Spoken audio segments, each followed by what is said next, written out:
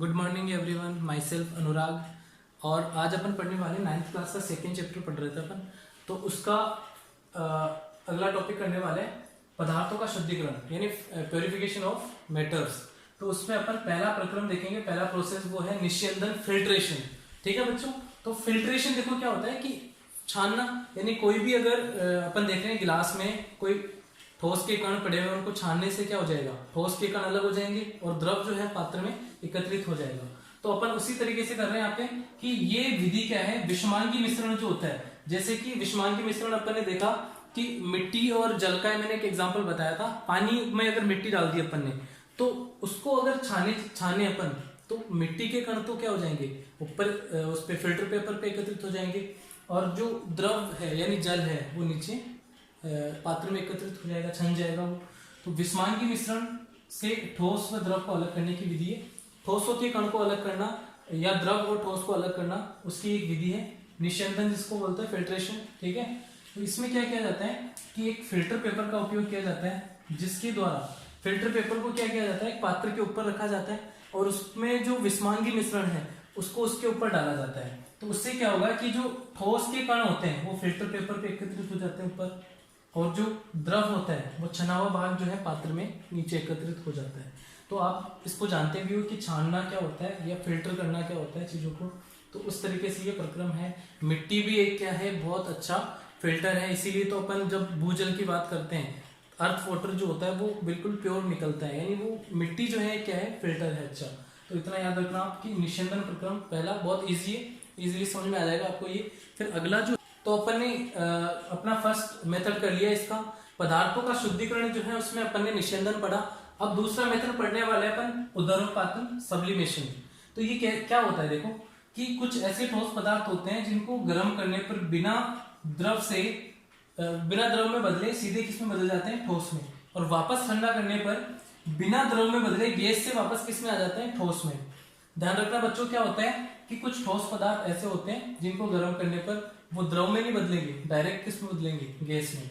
और जब वापस ठंडा करते हैं उस गैस को तो क्या हो जाएगा, वापस द्रव में नहीं बदलेंगे, वो वापस ठोस में आ जाएंगे। यानी ठोस से द्रव में, ठोस से गैस में, और वापस गैस से ठंडा करने पर किस में आ जाएंगे, ठोस में आ जाते हैं। तो ऐसे पदार्थों को अपन बोलते हैं उदर्वपातित पदार्थ। क्या बोलते हैं बच्चों, उदर्वपातित पदार्थ। इस प्रक्रम को बोलते हैं उदर्वपातन। एक डायग्राम के द्वारा इसको समझेंगे अपन कि मैंने क्या लिया है, एक चाइना डिश ली है यानी बर्तन लिया है और उसमें क्या करा है, नौसादर व नमक का मिश्रण फिल कर दिया, भर दिया है। यानी नौसादर और नमक का मिश्रण लिया है थोड़ा सा। इसको अपन क्या करेंगे, गर्म कर देंगे।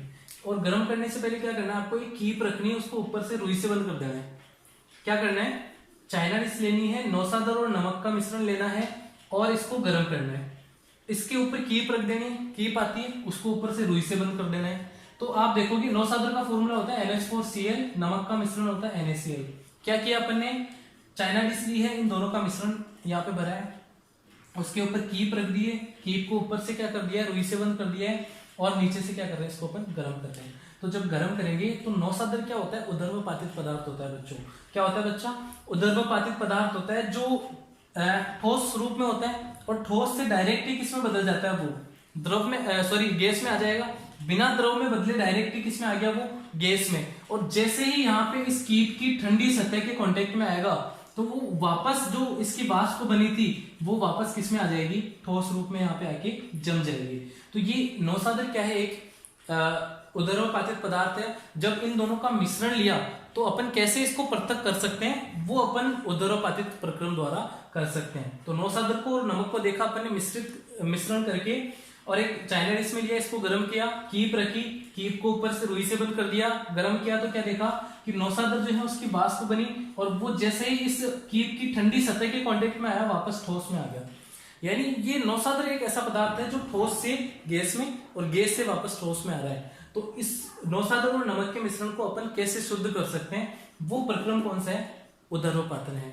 ठीक है, इतना क्लियर हो गया होगा आपको अच्छे से। तो अब तक अपन ने जो है पदार्थों के शुद्धिकरण की 2 विधियां पढ़ ली है। तीसरा अपन पढ़ने वाले हैं क्रिस्टलीकरण, क्रिस्टलाइजेशन।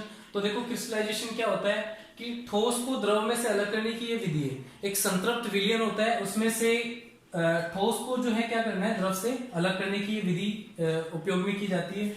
इसमें जैसे एग्जांपल अपन बात करें कि चाशनी में से शक्कर अलग करना, चाशनी जब बनाते हैं तो उसमें से शक्कर अलग की जाती है। ये क्या है, चाशनी जो होती है वो क्या है, संतृप्त विलयन होता है, उसमें से अपन क्या करते हैं, शक्कर को अलग करते हैं। मिश्री बनाना, मिश्री भी इसी तरीके से बनाई जाती है। संतृप्त विलयन यानी जैसे अब चाशनी की बात करते हैं अपन, तो क्या होगा कि चीनी मिक्स करते जा रहे हैं, पानी में चीनी मिक्स करते जा रहे हैं, एक टाइम ऐसा आता है कि चीनी जो है मिक्स होना बंद हो जाती है। तो इस तरीके से जो अपन बोल सकते हैं कि ये संतृप्त विलयन होता है।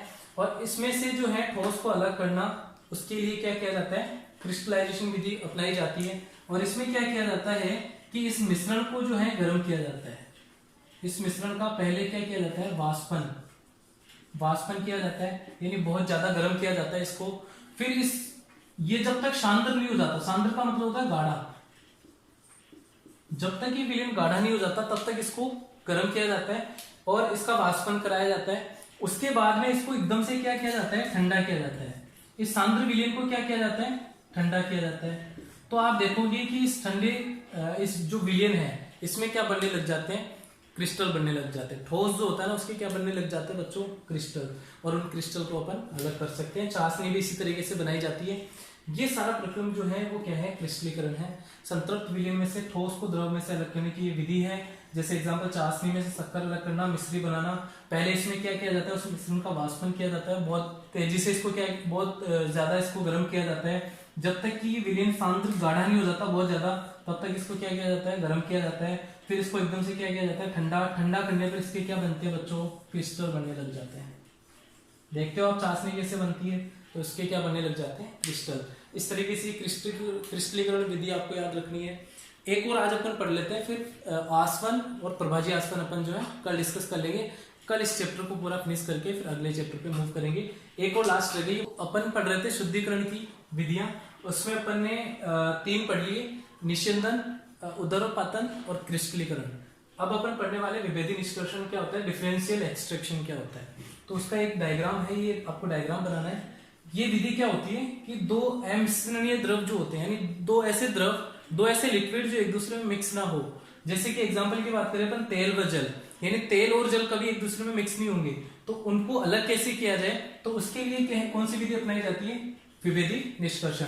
इसमें क्या अपन क्या काम में लेते हैं, पृथककारी कीप होती है, उसको क्या करते हैं अपन कि उसमें इस अमिश्रणीय द्रवों के मिश्रण को उसमें भर देते हैं। तो आपको क्या प्राप्त होगा कि जो भारी होगा वो नीचे आ जाएगा, जो भारी द्रव होगा वो नीचे, और जो हल्का होगा, हल्का द्रव जो है वो ऊपर आ जाएगा।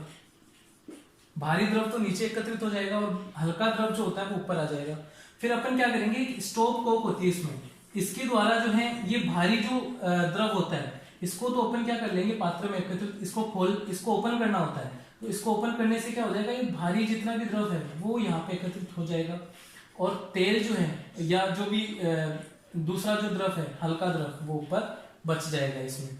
तो यानी भारी द्रव को एक तरफ निकाल लिया जाता है, इसको अलग कर लिया जाता है। इस तरीके से ये क्या है, विभेदी निष्कर्षण है। बच्चों आपको इतना क्लियर है, ठीक है। ये चारों विधियां जितनी मैं पढ़ा रहा हूँ वो बहुत इंपॉर्टेंट है, यहाँ से क्वेश्चन बनता है, क्लियर है।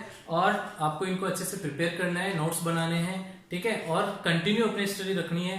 ओके बच्चों, तो कल मिलते हैं, कल इस चैप्टर को अपन फिनिश करेंगे, फिर अगले चैप्टर पे मूव करेंगे। ओके, तब तक बाय बाय।